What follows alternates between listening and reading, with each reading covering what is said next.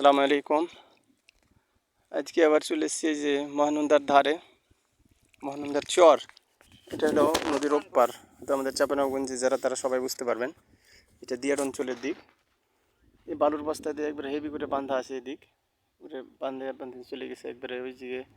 আস্তে আস্তে এই যে নতুন ব্রিজের দিকে চলে গেল এটা। আর বিশাল উঁচা করে এই যে নদীতে পানি একটু কম, মানে বহুত কম। আর ওপারে ওই যে চর থেকে সব ধান কেটে নিয়ে আসতেছে এই পারে, ধান কেটে নিয়ে এসে যে নৌকাতে করে ধান উঠাইতেছে, উপরে ধান মারতেছে। আর এই যে আমার বাবা এখন নদীতে গোসল করার জন্য তৈয়ার হইতেছে। দেখা যাক বাবা নিচে নামবে কি নামবে না। পানি একটু খুব টলটু হয়ে নাই, ওই যে গোসল করার মতন হয়ে আছে। পানির কালারটা যে দেখতে পাইতেছেন, হেভি একটা পরিবেশ। এখানে হয়তো ছিপ টিপ ফেলে মাছ টাছ কীরকম লাগতো, ছিপ একবার ফেলে দেখলে বোঝা যেত। এটা অনেক গোবা বাবা, সে তো গোবা হবে। এখানে মানে একটা ছিপ টিপ মানে জালটার মানে ফেলা আছে রে বেটা, ওই যে টোনা টোনা হ্যাঁ টোনা টোনা। যে জালের ভিতরে ফাঁক ফাঁক করা আছে, ওইটা দিয়ে মাছ ঢুকে। আচ্ছা, ওই মানে ওই যে চাইনা জাল যেটা, না এত বড় বড় বক্স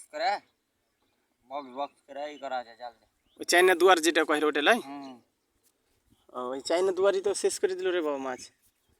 মানে দেশীয় মাছ যেটা, দেশীয় প্রজাতির মাছগুলাকে মনে করো যে একবারে চাইনা দুয়ারে কিন্তু ধ্বংস করে দিল, বুঝলাম। তবে এটা মনে করো যে যেভাবে বাঁধা আছে একবারে এই দিক, তো কাটার সম্ভাবনা, তবে আল্লাহ চাইলে সবই হতে পারে। তো খুবই সুন্দর একবারে বাঁধাটা হয়েছে, একবারে ব্লকের মতন, বুঝছে। নিচ থেকে ওপর পর্যন্ত একবারে হেভি আছে। ছেলেটা যে গোসল করবে কিন্তু আসলে পানি যে এই অঞ্চলটাতে চাঁপাইনবাবগঞ্জের এটা নিচ দিকে নতুন ব্রিজের এই সাইড, তো এইদিকে পানি ভালো আছে এখনো। এগুলাতে এখনো 2-2.5 মানুষ পানি আছে, তার মানে যে আপনার 12-15 ফিট মতন পানি আছে এগুলো।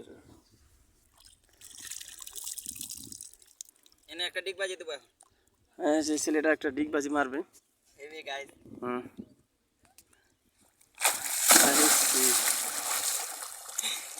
পারে বেড়া বুঝা যাচ্ছে। এখানে হয়তো কিছু মাছ ছিল, মাছগুলো পালিয়ে গেল।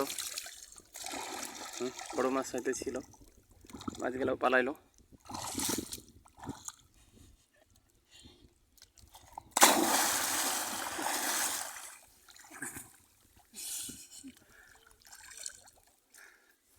মাছ ধরবো নাকি? মাছ এখন পাবে কি পাবে না তার ঠিক নেই। গোলাঘাট ফাঁকগুলাই দেখি। দেখা যাক বাবা দু একটা মাছ চিংড়ি পায় কি পায় না। বাইম আমাদের এই এলাকাতে এখন বাইমের সময়, মানে বাইম প্রচুর বাইম। যারা ধরে তারা আসলে বাইমের মাছ খুব ধরা মুশকিল, তারপরেও কিন্তু বাইম মানুষ হাতে জাল দিয়ে বনশি দিয়ে প্রচুর ধরে। আর কিছুদিন আগে বলতে গেলে এই গত বছর বর্ষার সময়, এই সময়তে না তো, যদি আপনার বাংলা মাস তখন না ইংরেজি মাস চলতেছিল সেপ্টেম্বর অক্টোবর, ওই সময়তে বন্যার পানি নামতেছিল প্রচুর পরিমাণে বাইম। এক একটা বাইম ½ কেজি পর্যন্ত দেখেছিলাম, দুটো বাইমে প্রায় 1 কেজি।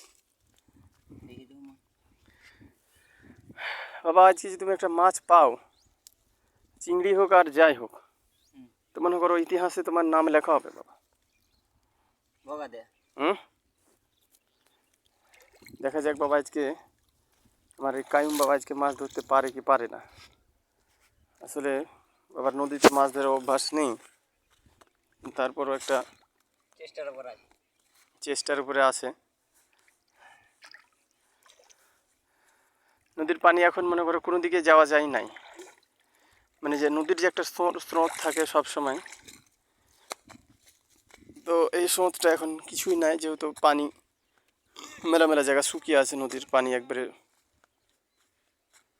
এই কারণে আর স্রোত নাই। আর যে কইচাগুলো যেগুলো যাইতেছে এগুলো নদীর বাতাসে এগুলো উঠতেছে। আর এখানে যেটা যেমন মাছ ধরার জন্য এটা করা আছে,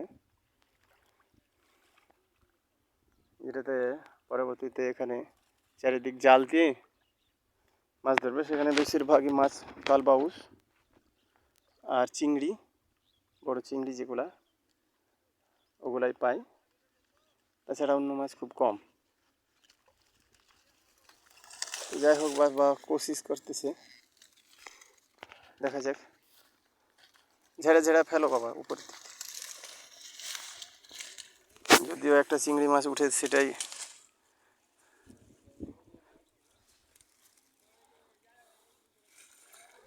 সে আগের যুগ যখন ছিল, তখন মানুষ কত মাছ ধরেছে। এটা চিংড়ি একটা এখানে উঠেছে বাবা। হ্যাঁ, চিংড়ি মাছ একটা উঠেছে, তবে উঠেছিল।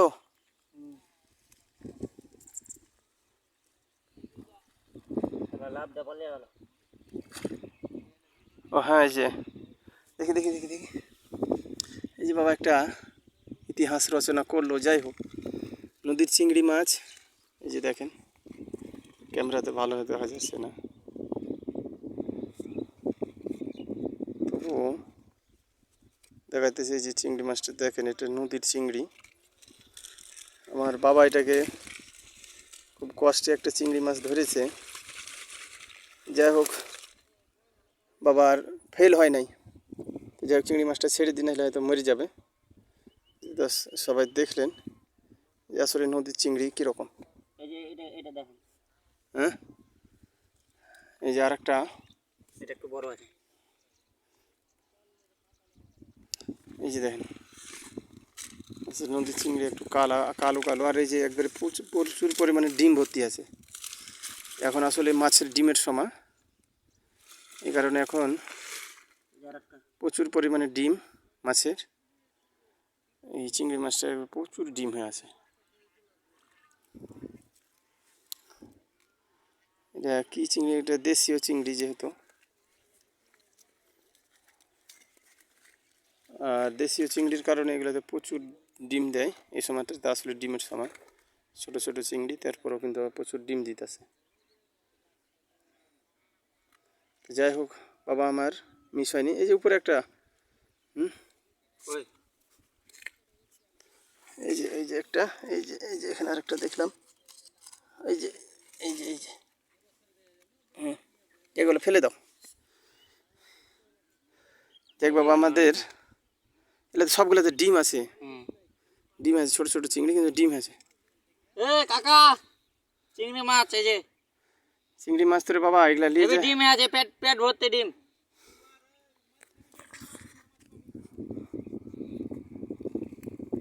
এগুলা তোমার চিংড়ি। এই চিংড়ি মাছগুলো যদি তোমার আমাদের পুকুরে নিয়ে যে ছাড়া যায় কয়েকটা,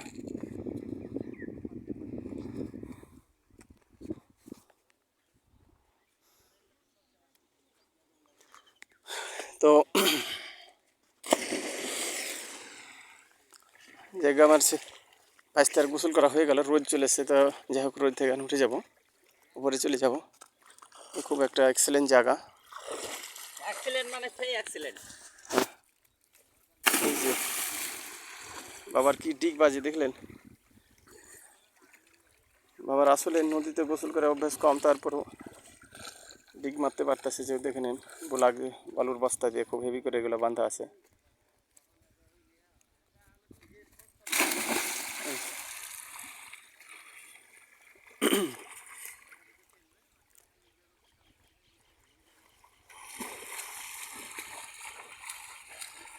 বাবা সাঁতার ভালোই পারে।